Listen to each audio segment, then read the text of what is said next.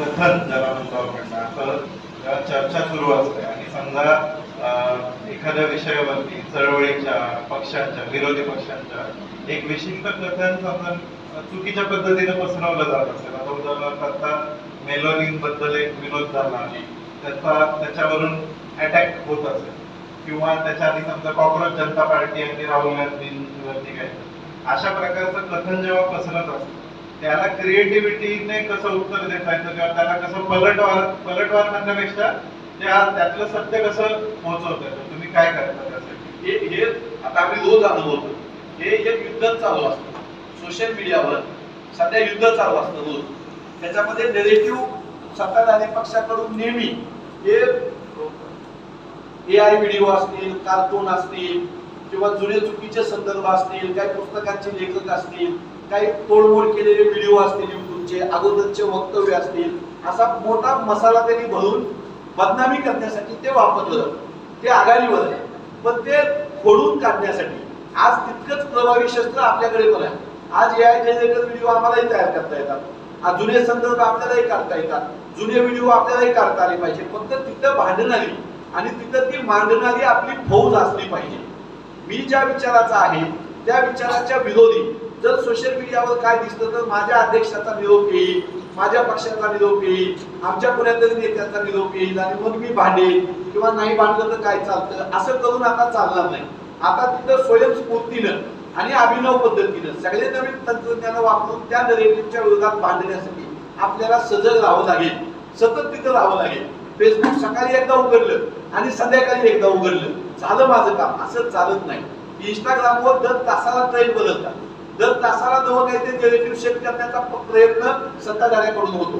ते नवे आरोप येतात, नवी माहिती तिथं येते. या सगळ्याला आपण अलर्ट असणं आणि त्याच्यावर सगळ्यांनी तुटून पडणं हाच एकमेव इलाज आहे. मी एकटा भांडलो, आणखी कोणीतरी एकटं भांडलं, आपले काहीतरी आमच्या सोशल मीडिया विभागाचे प्रमुख बोलले, ते जे बोलले, त्यांनी जे व्हिडिओ दिले, त्यांनी जे मजकूर दिला तो माझ्या भागामध्ये, माझ्या तालुक्यामध्ये, माझ्या व्हॉट्सअप ग्रुपवर, ब्रॉडकास्ट ग्रुपवर, इंस्टाग्रामवर माझ्या फॉलोअर्स मध्ये घेऊन जाण्यासाठी मला राबावंच लागतं, कष्ट घ्यावेच लागतात. नाहीतर आपोआप सोशल मिडियावरचं नेरेटिव्ह त्यांचं खोटं ठरणार या भ्रमात आपण राहता कामा नये. तिथं जावंच लागेल. आपल्या लोकांमध्ये आमच्या सुप्रिया सेनाते म्हणून आहे, जुन्या काळात संपादक होत्या, आता त्या आमच्या नवसमाज माध्यमाच्या प्रमुख आहेत. त्यांचे 2, 4, 5 व्हिडिओ असतात. पवन खेर आहेत, जयराम रमेश आहेत, त्यांची माहिती येते पण ते हिंदीमध्ये असते, इंग्रजीमध्ये असते. माझं काम माझ्या धाराशिव तालुक्यामधल्या माणसांपर्यंत तो मुद्दा कसा जाईल यासाठी मी मराठीमध्ये बोललं पाहिजे, थोडं सोपं केलं पाहिजे, त्याचं एखादं कार्टून केलं पाहिजे, त्याला रिलेटेड एखादा मजकूर दिला पाहिजे. त्याच्यासाठी मला तिथं राबावंच लागतं, भांडावंच लागतं, जावंच लागतं. हे नुसतं फक्त काँग्रेस पक्ष वगैरे नाही, डायरेक्ट डॉक्टर बाबासाहेब आंबेडकरांबद्दल पण खोटं नेरेटिव्ह आणतात. डायरेक्ट महात्माजी गांधी यांच्याबद्दल पण खोटं नेरेटिव्ह आणतात. डायरेक्ट त्या देशाच्या संविधानावर पण प्रश्नचिन्ह उपस्थित करणारं नेरेटिव्ह असतं. त्यामुळे राजकीय पक्ष, त्यांचे नेते, त्यांची बदनामी हा मुद्दा सोडून द्या. त्या पक्षाची लोक त्यांच्या नेत्याचं बघतील.